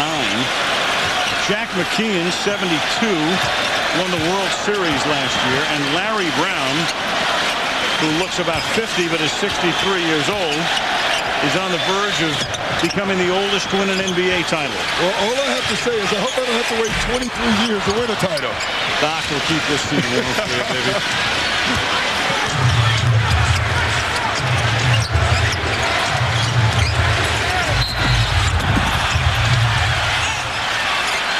Kobe goes to, and Kobe's hurt. Bryant this season, of course, in addition to Colorado, was also hurt on a couple of occasions, missed about 15 games. At one point, it looked like he wrenched his shoulder to the point he'd be out for a couple of months. Instead, he was only out for a week or so. Yeah, I think he missed one game. Yeah. It's still not healed. You know, when you talk to the team doctors, he may have to have surgery. They don't know after the season is over. The team is definitely going to have surgery. The team is going to have major surgery. Talking to Mitch Kupchak, the general manager today, as Wallace comes back in. Hunter goes out. There will be no offseason for the Laker brass. And what about Phil? And what about Shaq? Now, Shaq's under contract. So unless they trade him, which will not happen ever. If they won't go trade him, they won't trade him? I don't see that ever happening. I think the number one thing is what Phil Jackson does. Number two is what Kobe does. And you can put that one or two any way you want it. And then it gets down to Karl Malone and Gary Payton and what they do. And then it gets to Kupchak. And what is he going to do to change this basketball team? Prince. And that's without even mentioning the most important matter in Kobe's life. Yeah. I mean, it's all moot unless he's acquitted. You know the what first about Malone, too? Yeah, Karl Malone, Gary Payton. Wow. The first thing that stands out watching this Laker team play, you know, it was nice getting Karl Malone, and it was nice getting Gary Payton. But what this team needs is outside shooting in the worst way. Because the Detroit Pistons have been able to sag and clog up the paint and haven't had to pay a penalty for it. So I think what you'll see with Mitch Kupchak is they're going to go out and search for shooters. They got sporadic outside shooting this season, i.e. Fisher. Rasheed misses a three, and Rush's big game, but not consistently. 8:41. It's on ice. In the back, as Detroit leads by 25. In a Gatorade bucket. Go figure. Story. We're talking about the Lakers. Phil Jackson, the first guy they have to talk about. Brian Payton, Malone, and Fisher can opt out. Payton can opt to stay. I mean, he's already under contract, so it's his call there. Fox maybe retires. You don't know. The other guys with expiring contracts. You know, Phil Jackson said something interesting, because all along I have told you, and I believe, that he would not come back. You asked him this morning if they lost, would that change his decision? And he said yes, it probably would. Yeah. That makes you think if they lose, which they are going to, he may come back and try to get this right. That would surprise me. As you know, though, in every sentence, you know, Phil goes from here to there. You know, he's like Enya. I still think Moonlight on the Ocean is swept around, or whatever the lyrics are. But it's like you walk away and you go, huh? I still think he quits this year. I don't think he retires, though. I do believe we'll see him coach again, but not with the Lakers again. Here's O'Neal. You know, Phil, he understands he had a chance here to become the winningest coach, not only in NBA history in terms of championships, but eclipse all other coaches and managers in the four major sports. Is it huge to him? I mean, he can live without it, but it was important to him. He made that pretty obvious as we talked to him throughout the course of the season. It absolutely was. He also said something that surprised me. I didn't know he was keeping count, that they could catch the Celtics in banners. Yes. That upset me, too. Doc, you can do something about it. Yeah, I'm going to try. 16-14 is the Laker-Celtic rivalry right now, with Boston up by 2.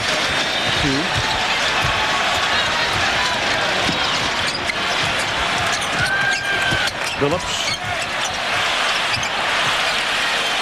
using the clock. Meanwhile, on the other side of the coin, Doc, Detroit, a much younger team, and as the Lakers will end their season unraveling in this series, Detroit ends it on a high note, and they just add exclamation point after exclamation point. Ben Wallace.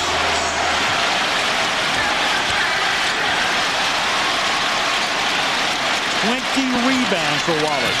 Walton missing. So Detroit with a young team, not that they're not going to go out and try to revamp. Every team does. I mean, San Antonio won the title last year, changed 6 of the 12. Minnesota had a pretty good year last year, changed 9 of the 12 and got better. Well, you know, the difference here is that Joe Dumars has done such a great job. If this goes in, my goodness. I mean, we would have had to leave the building. Doc, the crowd is already wrung out. Yes. But Joe Dumars has done such a great job with his team. He's not going to have to make a lot of changes. You know, they have to sign Rasheed Wallace, which I think they will. Dominic O'Croy is going to be a big thing, whether they can keep him or not. Other than that, this team will look very much the same. And don't forget about the rookie that didn't play this year. He will be a factor in the near future for this Pistons team. Darko Milicic's talking about. You know, I couldn't remember his name because he hadn't played all year. There he is. We just call him Darko, yeah. The one thing he has to remove is those band-aids from his ear. He was piercing his ear. In the Eastern Conference Finals, they got infected. So now he has to walk around with band-aids on his ear. So he has to learn some things. There's no doubt about it. He needs a valet is what he does. Oh, my goodness. Or a good girlfriend. You know, Larry Brown said something really interesting about him. you know, he's so young. He's only 18 years old. Does he know how important the World Championship is? He said he might know more about the World Cup than the World Championship. Rasheed Wallace on a turnaround. But I'm going to say this again. I look at this Detroit Pistons team.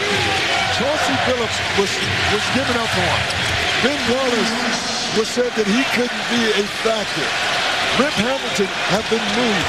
Rasheed Wallace, they remind you of the Oakland Raiders. You know, Joe Dumars has looked at guys of castaways and has put them together and has turned this group into a terrific team. Rasheed being one of the guys. I mean, he was the walking technical foul, but he's been a choir boy in the playoffs and a very positive influence with his team, and a guy Brown wanted, and Dumars as well. Larry still coaching every possession. He's the coach's coach.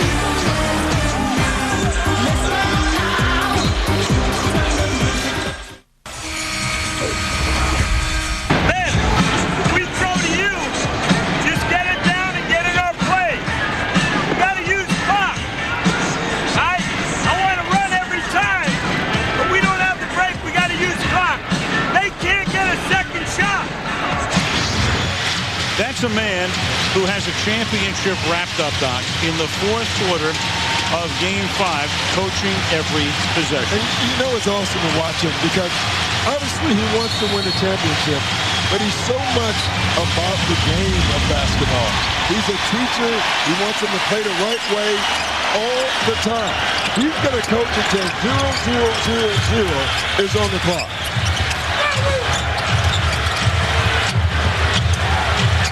Rush. I'll tell you a guy getting a big kick out of this right now. Dean Smith. I'll tell you another one. Red Auerbach. Yes. Red's lighting up a cigar. If you don't follow basketball, you just watch. Red Auerbach's record was in jeopardy. Red is a very proud man. Yes, he is. Red loves that record. And Red and Phil have had long-distance barb fest. On the other hand, we're talking about Larry Brown playing for Dean Smith, North Carolina, knowing Dean for all of those years, in contact with him all the time, never calls him Dean. That's the coach. Yes.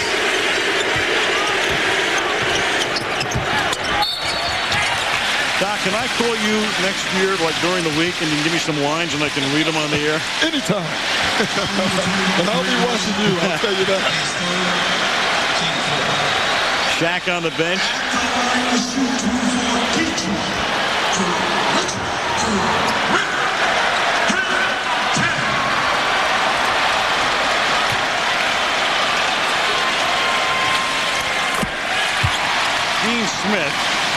Dean Smith and John Wooden, two of a kind, of course. Look at that. In college basketball annals. The young Larry Brown. People forget Larry Brown was a hell of a basketball player. Was. And for Larry, the negatives to Larry, and there are some people who don't like him because he's moved around so much in Philadelphia. Some fans felt he deserted them. Larry does have a little wanderlust in him. There's no question about it. It's maybe the pursuit of perfection as Cook makes that shot. It could be a lot of different things. But he is a guy, as his brother Herb said to me the other night, you know, we'll be driving around. He'll see kids playing on a playground. He wants to get out of the car and coach them. No doubt. You know, when I was with the Clippers and Larry Brown coached me, we would play one-on-one games after practice. Larry would come back out on the floor and stop us because we didn't pivot the right way. So we left practice and we went somewhere else to play the game. Crowd looking for 100, and they're going to get it sooner or later because they still have 3:44 to play. But of all crazy things in this series, could you have ever figured Detroit would win in a blowout? The Lakers would need a near miracle to win the only game they win, and Detroit would wind up in triple figures in a blowout deciding game. You know, Al, I'm going to go back to our first game here. And we said in this series that if the Detroit Pistons scored between 85 and 90 points, they would win because they will never give up 90 points. I'm looking up at the scoreboard right now. The Pistons have 98 points, and the Lakers have 72. So as great as the Detroit Pistons defense has been, it's still been about the Lakers not playing defense in this series, or maybe not able to play defense because everyone underestimated the Pistons offense. They know now. You saw Shelly Brown. Shelly and Larry will get about 11 minutes to exult. Larry's going to coach the Olympic team. Yeah. So he's going to go into a draft situation next week with this team. He's going to have a parade and all of that. Then he's got to start getting the Olympic team together. Then they have a camp. Then they go to Germany to play. Then they go to Athens, of course, for the Olympics. Then he comes back and he plays about 2 rounds of golf and he goes back to training camp. Yeah, and they're in another, as Shaq called it, a half-team situation. And, you know, an HAFTO situation, because he had to get this team to the finals after they made the switch to Rick Carlisle. Now he's taking the dream team, and he has to win the gold medal. 2:56 remaining in the fourth. We're counting down to the celebration in Motown. NBA Finals on ABC Sports. MVP by sending the text message NBA to the number 622 using your Verizon wireless phone, or log on to NBA.com. You better hurry, because the MVP will be announced in the trophy presentation, which comes up right after the game. Byron Scott, Tom Tobin, who's the MVP? I think Chauncey Billups is MVP, hands down. And I think if every year you'd want to give the MVP to an entire team, this would be it. Chauncey Billups. A lot of the Patriots coming out before the Super Bowl will be out on the floor for the trophy presentation, the MVP presentation, as the champagne is on ice and about ready to be opened. First Pistons championship won here in Detroit, Al. Okay, Mike, and it's well put about the MVP. There is no clear-cut guy. I'd vote for Billups, too. I think he's been phenomenal. Ben Wallace has been fantastic tonight. Yeah, you know what? It's such a tough vote.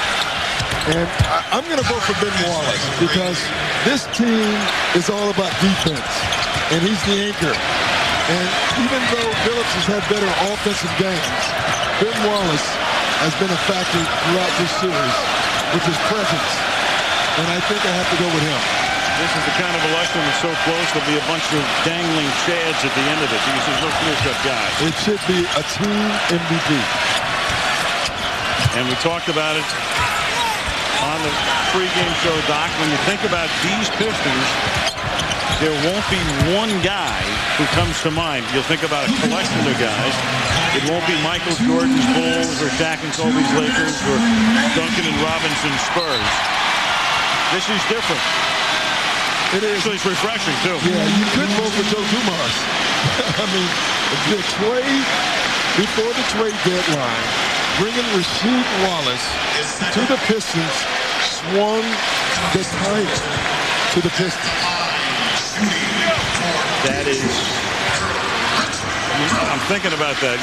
You're right. Yeah. You are right. And now I got to tell you, this has been a great year for me.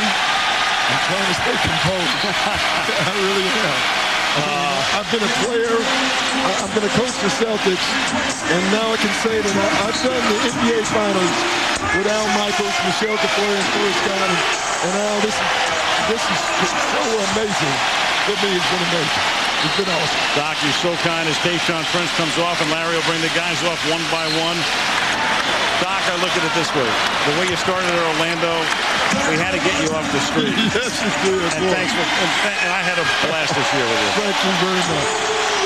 Kobe Bryant, there's Chauncey Billups, Okur, Larry Brown doing everything he can now to get everybody to come off the floor as they reach triple figures. Get the individual acclaim. And why not? The Pistons are going to wind down the playoffs with some good defensive play. Their trademark, their hallmark.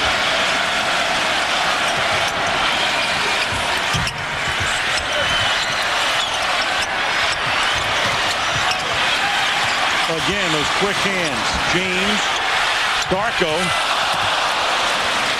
I think he'll get the rest of the shots, the rest of this game. Fisher makes it from outside. So this Piston team, which has really captured this area, and they love this style of play. So Hockey Town, USA is going to become Hoops Town, USA in about 1 minute and 12 seconds. But you know, it's such a blue-collar team that fits this city. All you heard from them is punching the clock, you know, one more shift, paycheck time. I mean, this is such a blue-collar basketball team that you can make the case like the Lakers and, you know, the LA Lakers fit LA. This Detroit Pistons team really fits this city. Hamilton can take that mask off for the final time. Rasheed Wallace is going to win his first title.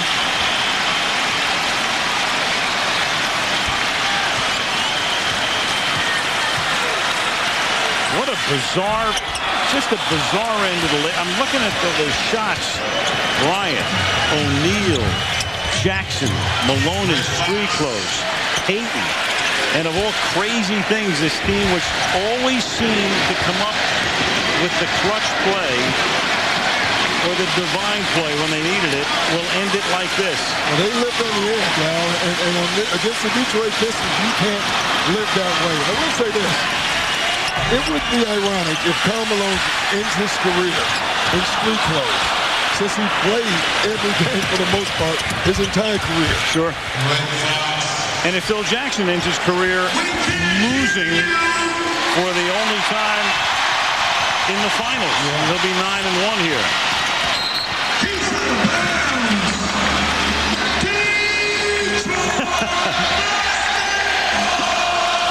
You know what I love, though?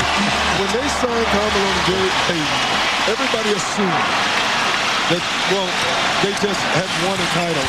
If you're a team sport guy, it gives every kid in the world a message. No matter who's on your team, you still have to earn it. And that's what this title was all about. We started the first game, I said to you, you know, you have to run the race. You got to play the game. The day before, Birdstone had beaten Smarty Jones. We said that the Pistons have a better chance to beat the Lakers than Birdstone had. He's still running.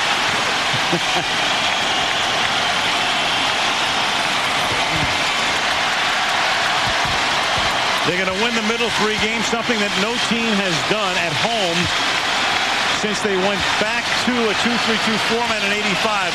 There was actually a time in the mid-'50s, believe it or not, when a home team won all 3 games in the middle. It was the Pistons. They were in Fort Wayne, but of all crazy things, they played those games in Indianapolis and beat the Syracuse Nationals. And the last team to win an Eastern champion, here from the East, without Phil Jackson being involved, with the Detroit Pistons in 1990. Rick Fox ending the game hunched over his former teammate Lindsey Hunter and congratulating him as the clock ticks down. And the Detroit Pistons, wow, who won the NBA championship in '89 and '90, and the crazies just have to stop blowing up stuff in indoor buildings before we have a disaster. Thank you, Commissioner. But the Detroit Pistons have just shocked the Los Angeles Lakers. 100-87 to win the NBA title.